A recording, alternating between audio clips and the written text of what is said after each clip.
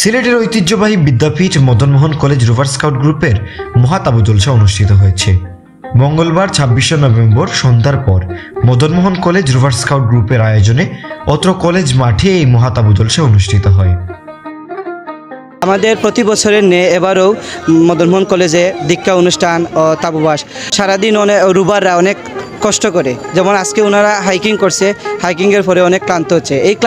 এই ক্লান্ত মুহূর্তটা দূর করার জন্যই মূলত আমাদের এই আজকের তাবু জলসা অনুষ্ঠান। রুবারিংয়ের মাধ্যমে বা আমাদের আগামীকালকে যে দীক্ষা অনুষ্ঠান আছে এর মাধ্যমে তারা সুদর্শন নাগরিক এবং দেশ ও জাতির কল্যাণে ওরা অনেক কাজ করবে। আসলে স্কাউট করাটা সবার জন্য ভালো। নিজের যে একটা বিকশিত ভাব, যেমন আমি স্কাউট করলে আমি নাচ করতে পারবো, গান করতে পারবো, তারপর আমি সব কিছু শিখতে পারবো। নিজেকে কিভাবে প্রকাশ করা নিজের মাধ্যমে, এটা আসলে বোঝা যায় আর কি। অনেক কিছু শেখা যায় স্কাউটে।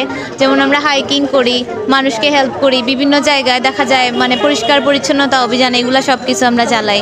তো সব মিলে অনেক ভালো সামাজিক যেগুলো কাজ আছে ওইগুলো শেখা যায় আর কি, আত্মপ্রকাশ করা যায় ভালোভাবে।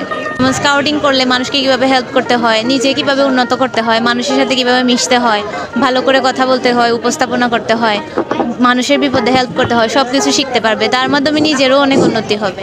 আগামীকাল আমাদের নবাগত রুবারদের দীক্ষা অনুষ্ঠান হবে, আর প্রায় আমাদের ৩৪ জন নবাগত রুবার এবছর দীক্ষা অনুষ্ঠানে অংশগ্রহণ করে। দীক্ষা অনুষ্ঠান শুরু হয়েছে ২৪ তারিখ আর শেষ হবে ২৭ তারিখ, ৩ দিন ধরে।